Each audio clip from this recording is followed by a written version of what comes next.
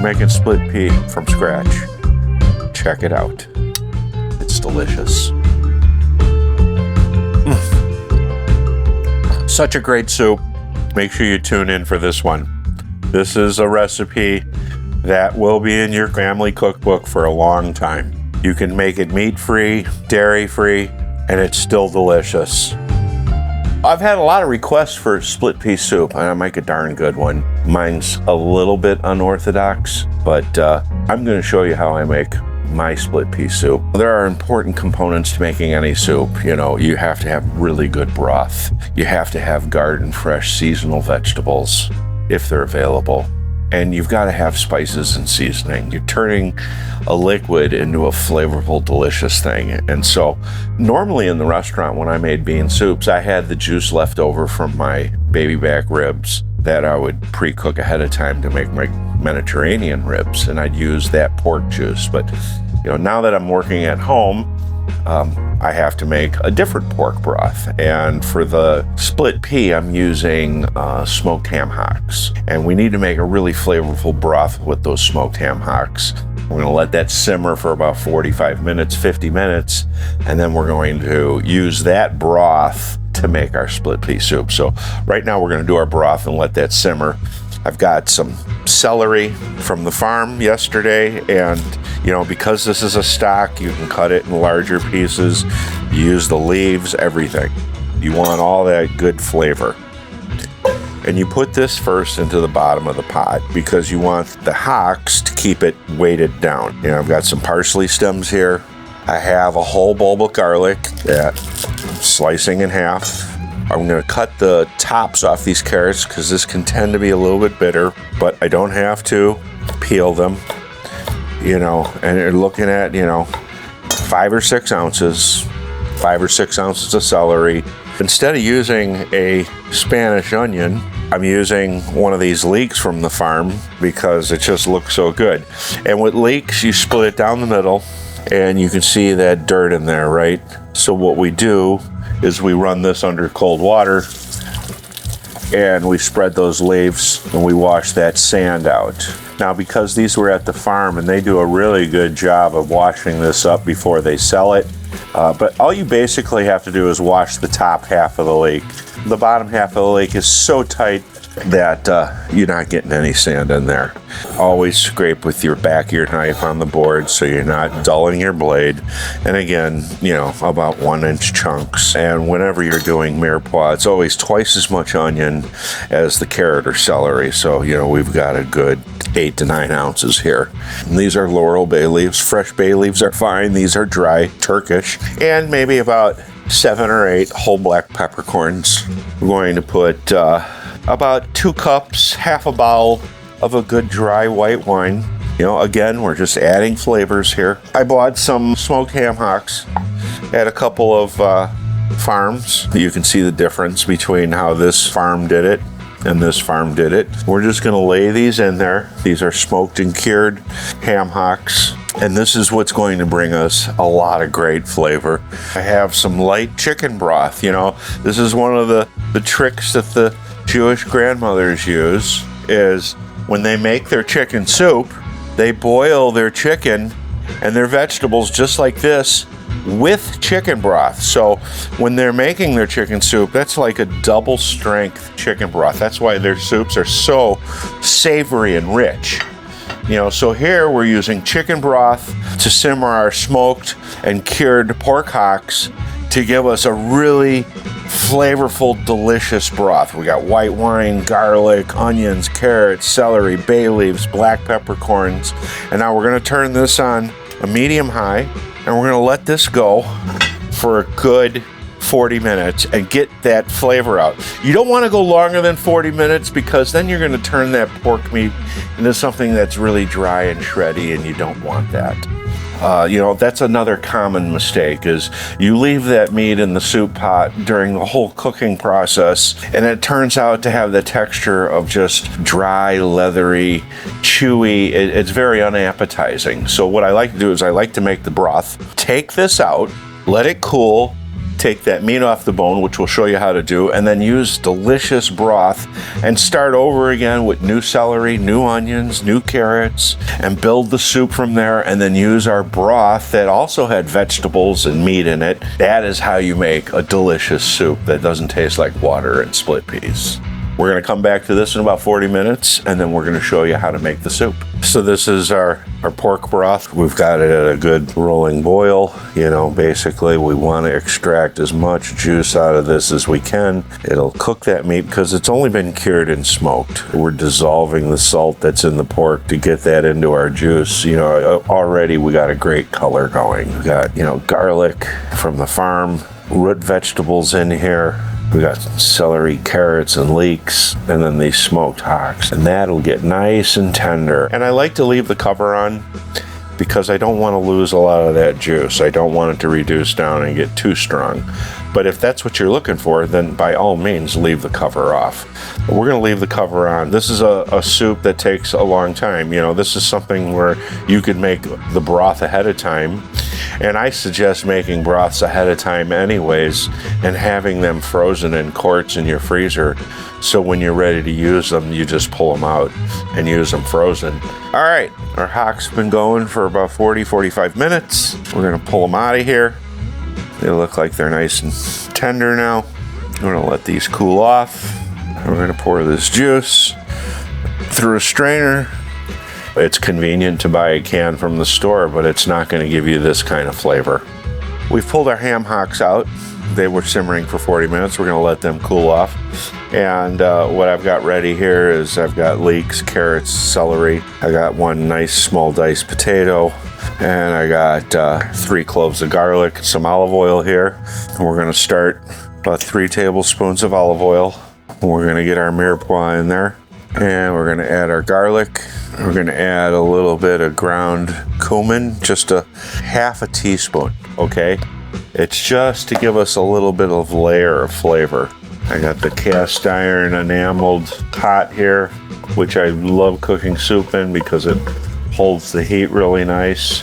So we're just gonna sweat these vegetables for a little bit, just to start getting them a little bit soft. While that's working, what we have over here is we've got 1 pound of split peas. And you know, they suggest whenever you buy beans that you go through them to make sure there's no rocks. You know, that's something you get the kids to do and say, you know, for every rock you find, you can have a quarter. Trust me, your kids won't be walking away with $12. They may find 1 or 2 stones, but there may be peas that look like stones, but they're actually not. They're just lightly colored split peas. Like these are split peas. They're just lighter in color, you know, and I spread them out and I make sure there's no stones in there. I do it a little bit at a time, and this takes less than 5 minutes to do, and it's well worth it to make sure there's no stones in the food you're making with the beans, okay? It's an important step that, you know, a lot of people don't do. You know, you find a stone in the bean, and then that stone ends up in your mouth and you bite down on it.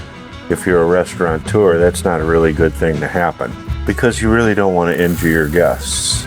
Well, this looks like a split pea, but those two there are immature split peas, which we don't want in our soup anyways either. Okay, this is nice and hot, and that cumin is absorbed that oil. We're ready for our 1 pound of split peas. Like a rice pilaf, we want to get these coated with oil. And then this is our broth that we made. And now this split pea is going to take about 30 to 40 minutes to cook. Lentils are meatier and they take about an hour to cook. Split peas are sweeter and they take a little bit less time to cook. If you wanted to, you could soak your beans and the soup wouldn't take so long to cook. So we remove the skin from the ham hock. And notice that we didn't kill these in the water. We don't want the skin in our soup. And we remove the meat. We follow the bone. See how nice and juicy this meat still is? It's not dry and like chipped beef. No, you've extracted all the flavor from this bone and the skin. If you want, if you were Spanish, you could deep fry this and make yourself a pork rind. This nice, moist, delicious shank meat, we dice into small pieces. And we do not add this back into the soup until the soup is done. So this meat stays nice, moist, and delicious. We reserve it here for our soup. Here's the other one. Cut this fat off. And we follow down the bone. See how delicious that meat looks? It's not overcooked. We extracted all the salt out of it, all the flavor, the smoke that was used. And again, these we don't need anymore because we've already gotten the flavor out of them. And we give that, like I said, a nice small dice. You want the pieces of meat to fit on the spoon. And you leave this fat on there. There's a little bit of fat on there, not the skin, but this fat here is going to bring more flavor and more richness to your soup. It's going to give you flavor. And a soup, it's a liquid flavor that's comforting. Get that skin off, we hold it down, pull it away, and we stand up the shank, and we cut down the bone. And usually the meat is on one side with a little bit on the other here. You can see from the top, we just go down like so. This fat we don't want in there, okay? This gristle we don't want in there. We just want meat. But like if there's a little bit of fat on the meat, this is okay. This really looks good. Really gonna add nice flavor and texture to the soup. Now, if you were making this when you didn't want to make split pea soup with meat, you would make a root vegetable broth, and you would use that as your base. Lots of white wine, garlic, onion, carrots, celery, maybe some fennel. You would use aromatic vegetables to give you the flavor that you would be missing with the pork. And see, that bone was wide, that's why I couldn't get through there. But you always just turn it on your side to see where that meat is.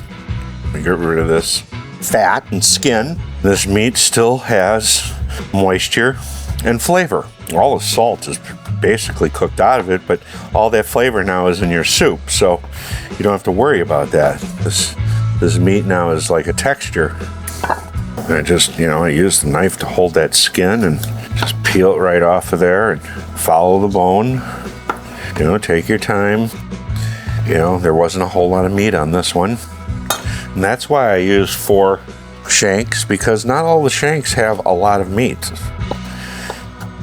And you could add a chopped ham to this that wasn't cooked in the broth as an inclusion. So, that's not against the rules. And this one from the other farm, I just love the look of it. It's just got that nice, dark, smoky flavor to it.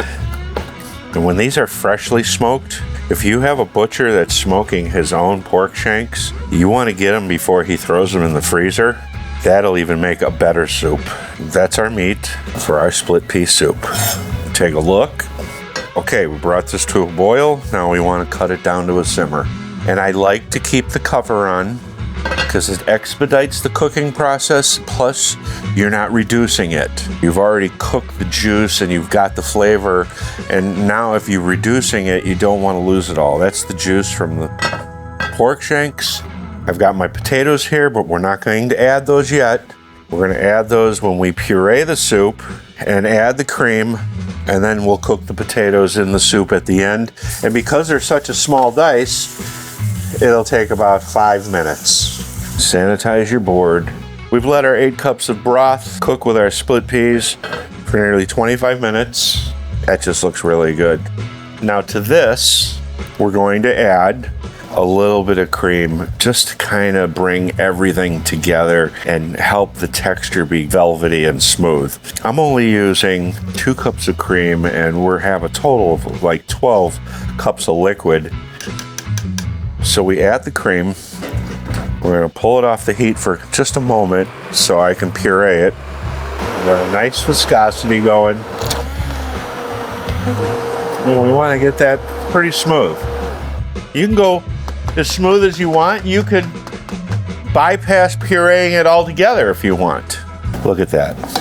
This is when we add our potatoes. And by the time this comes back to a boil, those potatoes will be done, and then that's when we'll add our ham into the soup, and we're all done. Now, what I like to do at this point as well is I like to check it for salt. You take some soup on the plate, it cools off.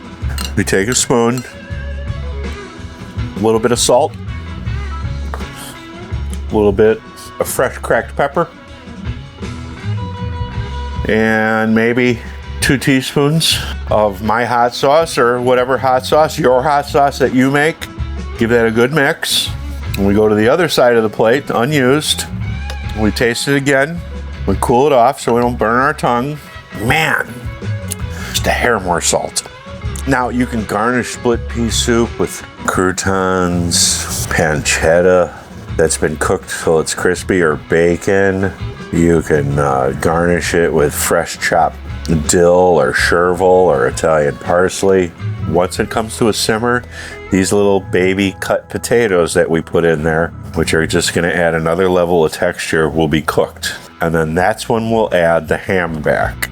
And then we'll have ourselves a beautiful split pea soup. So our potatoes are cooked. We're now going to add our smoked ham hocks, and we're going to add 4 ounces of a great Amish sweet butter.